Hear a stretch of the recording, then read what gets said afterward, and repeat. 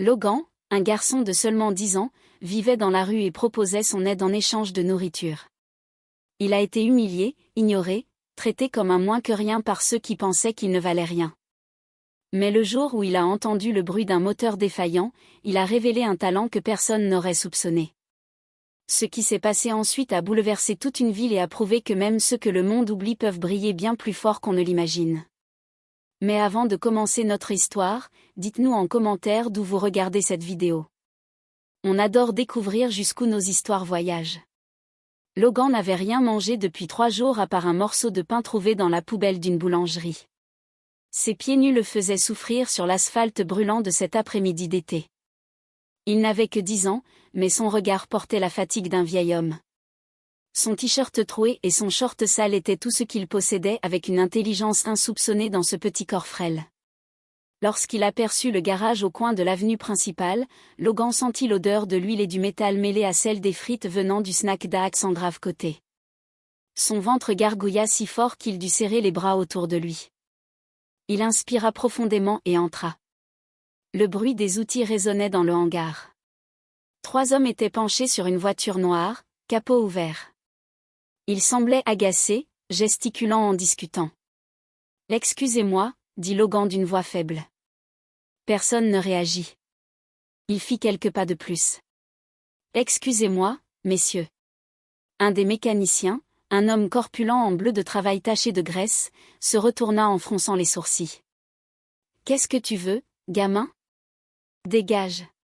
C'est pas un endroit pour les mendiants ici. » Logan ravala sa salive. Ses mains tremblaient, mais il insista. « Je peux vous aider si vous me donnez quelque chose à manger. » N'importe quoi, un morceau de pain, un peu de poulet, même une banane. Les 3 mécaniciens échangèrent un regard avant d'éclater de rire. Le plus âgé, un grand barbu aux cheveux gris prénommé Tony, s'approcha, les bras croisés. « Aidez. Toi, un môme crasseux qui sait même pas ce que c'est qu'un tournevis. Allez, arrête tes conneries. Dégage avant que j'appelle les flics. » Logan ne bougea pas. Il fixa le moteur et perçut un bruit étrange. Il avait l'oreille fine depuis tout petit, il écoutait les moteurs dans la rue, attentif au moindre son inhabituel. Et ce bruit-là n'était pas normal. « C'est pas la batterie » dit-il en désignant le moteur. « C'est la pompe à carburant. Elle déconne. C'est pour ça que le moteur démarre pas bien. » Tony souffla, exaspéré. « Écoute-moi bien, petit malin. On a déjà tout vérifié. C'est un problème électrique. Et maintenant, dégage avant que je te foute dehors moi-même. » C'est alors qu'une femme aux cheveux bruns attachés en queue de cheval sortit du bureau. Elle portait une combinaison propre et avait un regard ferme mais bienveillant. Elle s'appelait Anna. Elle travaillait là depuis 5 ans, la seule femme de l'équipe. « Qu'est-ce qu'il se passe ici ?» demanda-t-elle en posant les yeux sur Logan. « Ce gamin est venu mendier et maintenant il veut nous dire comment réparer une bagnole », répondit Tony avec mépris. Anna observa Logan. Elle vit sa maigreur, ses vêtements déchirés, ses yeux fatigués mais vifs. « Comment tu t'appelles ? » ? « Logan, madame. »« Logan, tu penses vraiment savoir ce qui cloche sur cette voiture ? » ? « J'ai écouté le bruit, madame. C'est pas électrique. La pompe à carburant est faible. On l'entend quand on essaie de démarrer. » Tony leva les yeux au ciel. « Anna, sérieusement, on a déjà perdu toute la matinée sur cette caisse. » Mais Anna avait quelque chose que les autres n'avaient pas, de l'empathie. Elle prit les clés et tenta de démarrer. Le moteur toussa, faiblit, produisit un bruit rauque et irrégulier. Logan s'approcha et posa sa main sur le capot, sentant les vibrations. « Vous entendez ? La pompe n'envoie pas assez de carburant au moteur. Changez-la et il démarrera tout de suite. » Anna coupa le contact et regarda Tony. « On a tout essayé. Ça vaut le coup d'essayer ça aussi. » Tony souffla bruyamment, mais céda. Il alla chercher une pompe à carburant neuve dans le stock en râlant tout du long. Il remplaça la pièce à contre-cœur, serrant les boulons trop fort. Puis il tourna la clé. Le moteur rugit. Il démarra au quart de tour, ronronnant doucement. Les 3 mécaniciens restèrent figés. Logan resta là, les mains dans les poches, essayant de ne pas sourire. Anna fut la première à bouger. Elle prit son portefeuille et en sortit quelques billets. « Attends ici », dit-elle avant de partir et de revenir quelques minutes plus tard avec un sandwich, une bouteille de soda et un paquet de biscuits. Logan saisit la nourriture à deux mains comme s'il tenait un trésor. « Merci, madame, merci beaucoup. Appelle-moi Anna et dis-moi comment tu sais tout ça ?» Logan croqua dans le sandwich à pleines dents et répondit la bouche pleine. « J'ai toujours écouté les moteurs depuis que je suis tout petit. Mon père, il bossait dans les voitures, mais il est mort quand j'avais 4 ans. Je me souviens pas très bien de lui, mais je me souviens du bruit des moteurs. J'écoutais tout le temps. » Anna sentit son cœur se serrer. « Et ta maman ?» Logan baissa les yeux. « Elle est morte l'année dernière. Depuis, je vis dans la rue. » Tony, qui écoutait à distance, leva les yeux au ciel. « Quelle belle histoire. Maintenant, bouffe et tire-toi. On bosse, nous. » Anna lança à Tony un regard noir, mais ne répondit rien. Logan finit son repas et s'essuya la bouche du revers de la main. « Je peux revenir demain ? Si vous avez besoin d'aide, je peux encore vous filer un coup de main, juste contre un peu à manger. » Anna allait répondre, mais Tony coupa court. « Non, c'est pas une œuvre de charité ici. Tu as eu de la chance, c'est tout. » Mais Anna n'était pas d'accord. « Tu peux revenir, Logan. Demain matin, je te trouverai de quoi t'occuper et je te donnerai à manger. » Logan afficha un sourire immense, le premier depuis longtemps. « Je vous promets que je vais me rendre utile. » Il quitta le garage le cœur un peu plus léger. Cette nuit-là, il dormit sous un pont. Mais pour la première fois depuis des mois, il dormit le ventre plein et avec de l'espoir. Le lendemain matin, Logan était de retour. Anna lui confia le rangement des outils et le nettoyage des pièces. Il travaillait en silence, attentif à tout ce qui se passait. Lorsqu'un client arriva avec une moto qui refusait de démarrer, Logan s'approcha. « Je peux jeter un œil ?» Tony, qui se trouvait à proximité, laissa échapper un rire sarcastique. « Ah, maintenant, t'es expert en moto aussi. Arrête un peu, gamin. » Mais le propriétaire de la moto, un homme d'environ 60 ans, regarda Logan avec curiosité. « Laisse-le essayer. Qu'est-ce qu'on risque ?» Logan mit le contact, écouta attentivement le bruit du moteur, coupa l'allumage et resta silencieux quelques secondes. La bougie est encrassée. Il suffit de la nettoyer ou de la remplacer et elle redémarrera. Le vieil homme sourit. Voyons voir. Tony remplaça la bougie à contre-cœur, les gestes secs, visiblement contrariés. La moto démarra immédiatement. Le vieil homme tendit un billet de $10 à Logan. « Tiens, gamin, tu as du talent. » Logan accepta l'argent, les yeux brillants, mais Tony, lui, n'apprécia pas du tout la scène. Il voyait ce gamin recevoir de l'attention, de l'argent, des compliments, et ça le dérangeait profondément. Ce soir-là, Tony en parla aux autres mécaniciens. « Ce môme va nous poser des problèmes, vous allez voir. Il va vouloir prendre notre place. Anna croit qu'elle fait une bonne action, mais ça va mal finir. » Les autres n'y prêtèrent pas vraiment attention, mais Tony, blessé dans son orgueil, commença à ruminer. Il n'allait pas laisser un gamin des rues lui voler sa place, pas sans se battre. De son côté, Logan, inconscient de tout ça, continuait à aider. Jour après jour, il prouvait que son talent était bien réel, et Anna commençait à croire que ce garçon pouvait avoir un avenir différent. Mais Tony ne faisait que commencer sa guerre silencieuse. 2 semaines s'étaient écoulées depuis que Logan avait commencé à venir régulièrement au garage.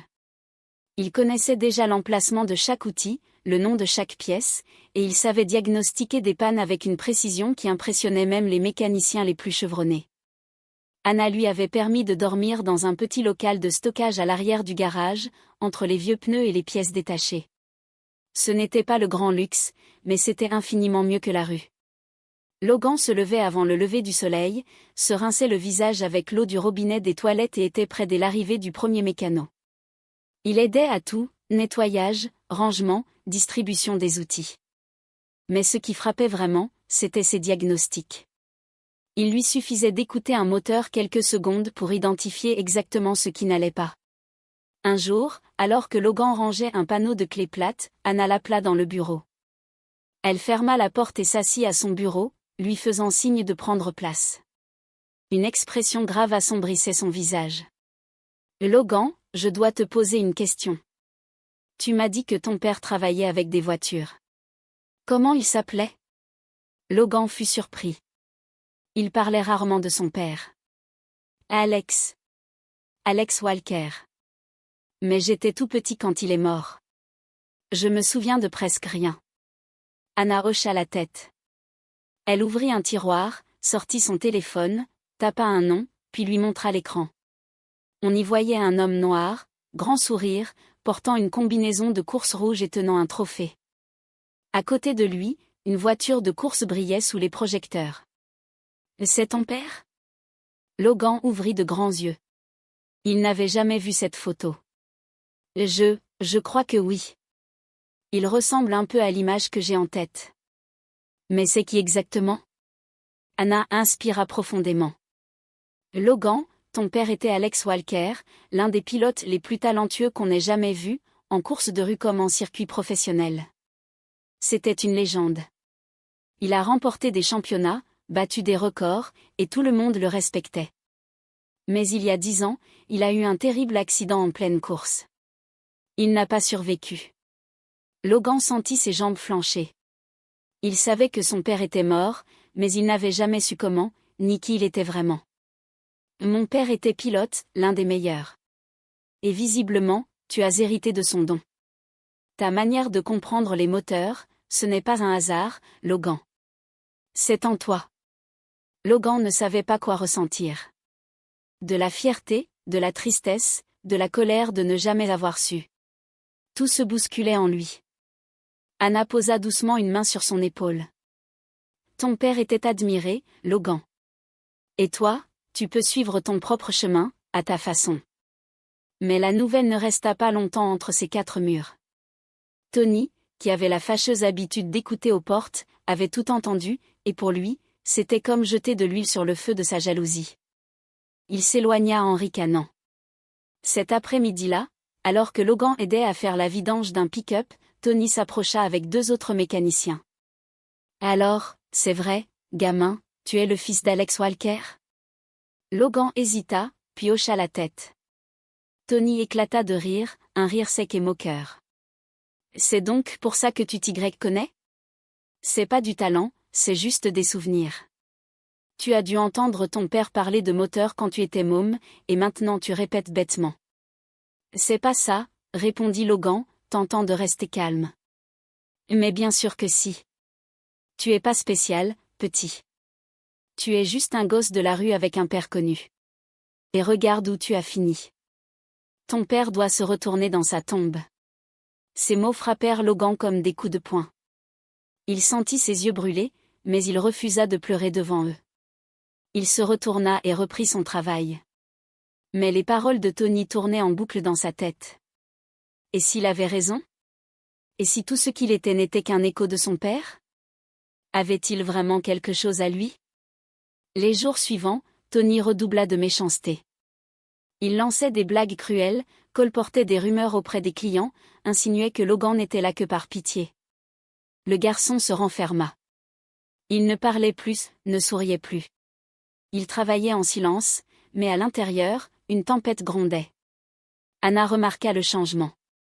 Elle tenta de lui parler à plusieurs reprises, mais Logan répondait simplement que tout allait bien, jusqu'au soir où elle le trouva assis seul dans le local, fixant une photo imprimée d'Internet, floue, de son père. « Logan, qu'est-ce qui se passe ?» Il mit du temps à répondre. Quand il le fit enfin, sa voix était tremblante. « Je sais pas qui je suis, Anna.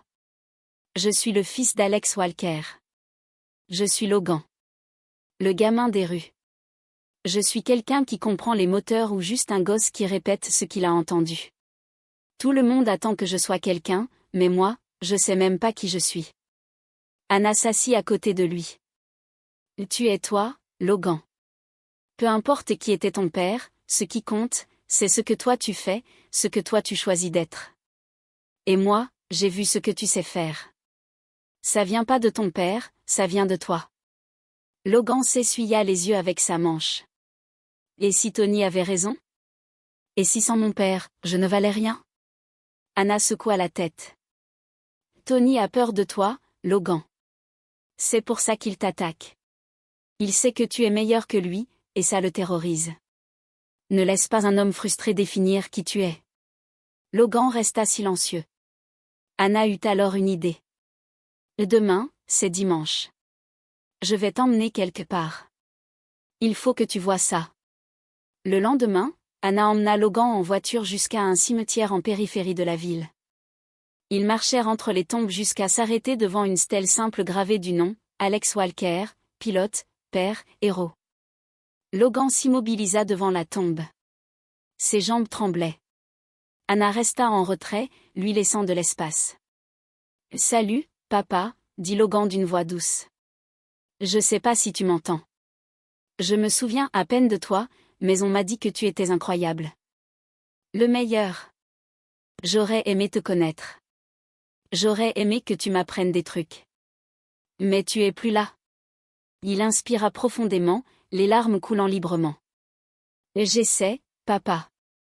J'essaie d'être quelqu'un, mais c'est dur. Les gens me voient et pensent que je suis juste un sale gosse. Ou bien ils voient toi, mais personne me voit vraiment, et moi, je sais plus qui je suis. » Anna s'approcha et posa une main sur son épaule. « Il te voit, Logan, et je suis sûre qu'il est fier de toi. » Logan s'essuya le visage, puis fixa à nouveau la pierre gravée. « Je vais leur montrer que je suis plus que ce qu'ils croient. Le prouver à tout le monde et à moi aussi. » Tout changea un mardi matin. Un client amena sa voiture au garage avec un problème que personne dans la ville n'avait réussi à résoudre. Le véhicule s'éteignait brutalement à grande vitesse, sans avertissement, sans schéma apparent. Il était déjà passé entre les mains de 5 garages différents.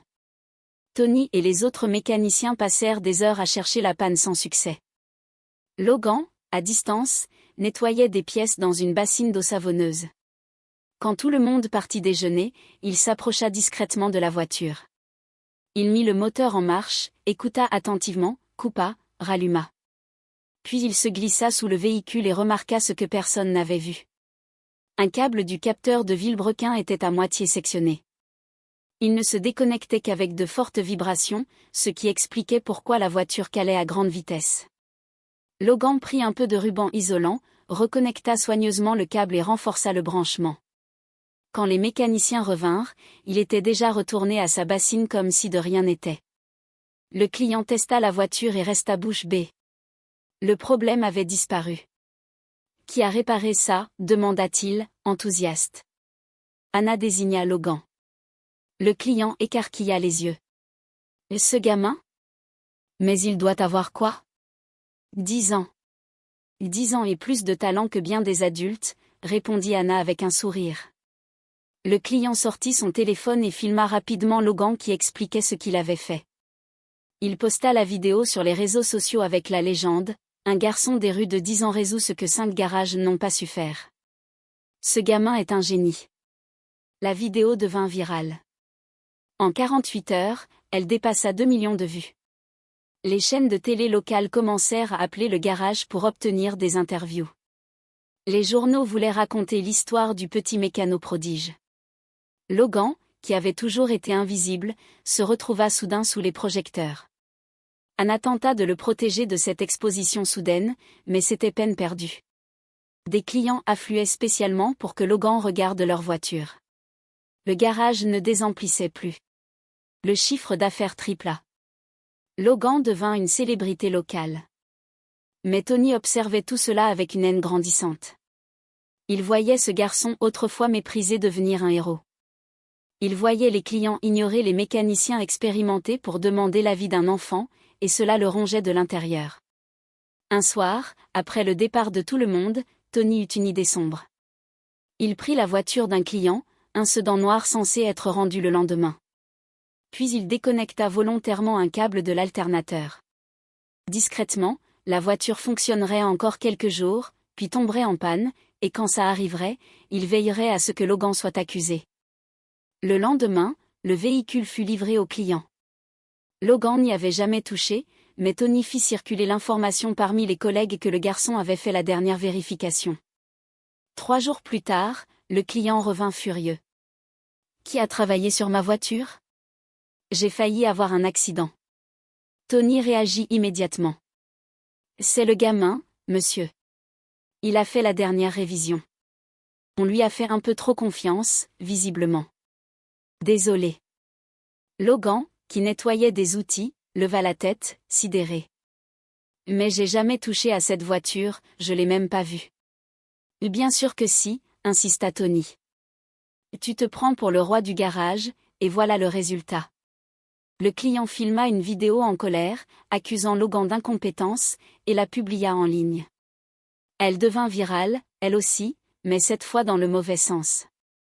Les commentaires pleuvaient, c'était trop beau pour être vrai. Voilà ce qui arrive quand on laisse un gosse bricoler. Pitié déguisée en génie. Logan fut anéanti. Anna tenta de le défendre, expliqua qu'il n'avait jamais touché à cette voiture, mais à ce stade, l'opinion publique était faite. Logan était désormais une imposture. Les clients cessèrent de venir. Les interviews furent annulées. La célébrité disparut aussi vite qu'elle était arrivée. Logan passa plusieurs jours enfermé, seul dans le local. Il ne diagnostiquait plus rien. Il n'offrait plus son aide. Il était redevenu invisible. Anna tenta de le réconforter, mais il semblait avoir abandonné. « Logan, tu sais que ce n'était pas ta faute. C'est Tony qui a saboté cette voiture. » « Personne ne me croit, Anna. Personne ne m'a jamais vraiment cru. Je suis juste un gosse des rues. C'est tout ce que j'ai toujours été et tout ce que je serai. » « Ce n'est pas vrai. Si, quand j'étais utile, tout le monde m'adorait. Maintenant qu'ils pensent que j'ai échoué, je suis bon à jeter. Mon talent, ils s'en fichent. Ce qui compte, c'est leur image de moi. » Anna sentit son cœur se serrer. Elle savait qu'il avait en partie raison. Le monde était cruel, mais elle savait aussi qu'il ne pouvait pas s'arrêter là. « Logan, tu as un choix. Tu peux croire ce qu'ils disent de toi ou tu peux leur prouver qu'ils se trompent. Pas pour eux, pour toi. » Logan la regarda, les yeux épuisés. « Et si j'y arrive pas ? Tu as déjà réussi tant de fois. Il faut juste que tu te souviennes de qui tu es. » Cette nuit-là, Logan ne dormit pas allongé dans son lit de fortune, les yeux fixés au plafond, il repensait aux paroles d'Anna. Il se rappela la tombe de son père. Il se rappela la promesse qu'il lui avait faite. Il avait dit qu'il prouverait qu'il valait plus que ce qu'on pensait. Et là, à la première chute, il avait baissé les bras. En pleine nuit, Logan se leva. Il prit une lampe torche et se rendit dans le garage. Il alluma un des ordinateurs et commença à chercher. Il lut sur les moteurs, les circuits, tout ce qu'il ne savait pas encore. S'il pensait qu'il était un imposteur, il allait apprendre jusqu'à devenir inattaquable. Il passa toute la nuit à étudier, et au petit matin, quand Anna arriva, elle trouva Logan entouré de livres, de notes et de vidéos techniques sur l'écran de l'ordinateur. « Je vais pas abandonner, » dit-il, les yeux pleins de détermination. « Qu'ils disent ce qu'ils veulent. Moi, je sais qui je suis, et je vais le prouver. » Anna sourit. Le vrai Logan était de retour, et cette fois, rien ni personne ne pourrait l'arrêter. 3 mois s'étaient écoulés depuis l'incident. Logan avait changé. Il étudiait chaque nuit, s'exerçait tous les jours, aidait au garage sans chercher les projecteurs. Il avait appris à ne plus dépendre de l'approbation des autres. Anna remarquait la différence. Le garçon travaillait avec une maturité impressionnante pour son âge. Mais Logan ne se contentait plus de réparer des voitures. Il commençait à penser plus grand. Un matin, alors qu'il marchait dans les rues proches du garage, il vit 3 enfants crasseux fouiller une poubelle à la recherche de nourriture. Des garçons comme lui quelques mois auparavant. Logan s'arrêta, les observa, et ce fut à cet instant que tout prit sens. Il retourna en courant au garage et chercha Anna. « Anna, je veux enseigner. » « Enseigner quoi, Logan ? » « Enseigner la mécanique à d'autres enfants des rues. Leur apprendre ce que je sais. Il y en a tellement qui pourraient apprendre un métier, avoir une vraie chance comme moi. » Anna fut d'abord surprise, mais très vite, un sourire éclaira son visage. Logan, c'est magnifique, mais il te faudra de l'espace, des outils, du matériel. On peut utiliser le local, j'enseignerai gratuitement. Il suffit juste d'un endroit et de quelques vieux outils. Anna n'hésita pas une seconde. Elle parla au propriétaire du garage, un homme plus âgé qui s'était attaché à Logan. Il accepta de lui prêter le local le week-end pour le projet. Anna lança aussi une campagne sur les réseaux sociaux pour demander des dons d'outils usagés et de pièces détachées. La réponse dépassa toutes les attentes. Des dizaines de personnes envoyèrent du matériel. Le premier samedi, Logan pensait que 2 ou 3 enfants viendraient. Mais en ouvrant la porte du local, 12 enfants attendaient déjà. Garçons et filles d'âge différents, tous sales, tous avec des yeux curieux et affamés. Logan sentit son cœur se serrer. Il se revit en eux. « Bonjour », dit-il en essayant de contrôler son émotion. « Je m'appelle Logan et je vais vous apprendre à réparer des moteurs. » Les cours commencèrent simplement. Logan apprenait le nom des outils, leur utilisation, le respect des pièces mécaniques. Puis, petit à petit, ils passèrent à de vrais moteurs. Il leur montra comment écouter, ressentir, comprendre. Les enfants apprenaient vite. Ils avaient faim de savoir, faim de chance. Anna filmait certains moments et les postait sur les réseaux sociaux. Mais cette fois, les vidéos avaient une autre énergie. Ce n'était plus l'histoire d'un petit génie, mais celle d'un jeune garçon qui partageait son savoir, d'enfants qui apprenaient, qui changeaient, et le public le ressentait. Une des vidéos montrait Logan enseignant à une fillette de 9 ans à faire une vidange sur un petit moteur. Elle était concentrée, sérieuse, suivant chaque consigne à la lettre. La vidéo devint virale, mais pas comme avant. Cette fois, les gens n'étaient pas fascinés par un prodige. Ils étaient touchés par un projet qui changeait des vies. Des entreprises proposèrent des dons. Des écoles techniques contactèrent Anna pour établir des partenariats. Des journalistes voulaient raconter l'histoire du projet social lancé par Logan. De son côté, Tony observait tout cela de loin, chaque jour plus isolé. Sa tentative de détruire Logan avait échoué. Le garçon n'était plus une célébrité de passage. Il était devenu un symbole, et Tony savait qu'il avait perdu. Les autres mécaniciens qui jadis riaient à ces blagues cruelles l'évitaient désormais. Personne ne voulait être associé à l'homme qui avait voulu briser un enfant. Un jour, Tony s'approcha de Logan qui rangeait des outils. « Tu as gagné, gamin. Tu es content ?» Logan s'arrêta et le regarda. Il n'y avait ni haine ni colère dans ses yeux, juste de la fatigue. « J'ai jamais voulu gagner, Tony. Je voulais juste bosser tranquille, avoir ma chance. Tu m'as fait passer pour un imbécile. » « Non, c'est toi qui t'es fait passer pour ça. » Tony resta silencieux. Pour la première fois, il ne voyait plus Logan comme une menace, mais comme un gamin qui avait souffert et qui, malgré tout, avait choisi d'aider les autres.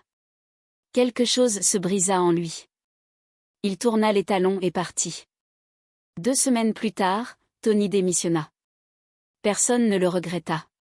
Le projet de Logan prit de l'ampleur. 6 mois plus tard, plus de 30 enfants suivaient les cours. Certains trouvèrent un emploi dans des garages. D'autres poursuivaient leur formation, rêvant d'un avenir différent. Logan était devenu un enseignant, et il aimait ça plus que toute la célébrité qu'il avait connue. Si cette histoire vous a touché le cœur, aimez la vidéo, partagez-la avec quelqu'un qui a besoin de croire aux secondes chances. Et dites-nous en commentaire, que feriez-vous si vous découvriez un talent caché comme celui de Logan ? Faisons circuler ce message d'espoir.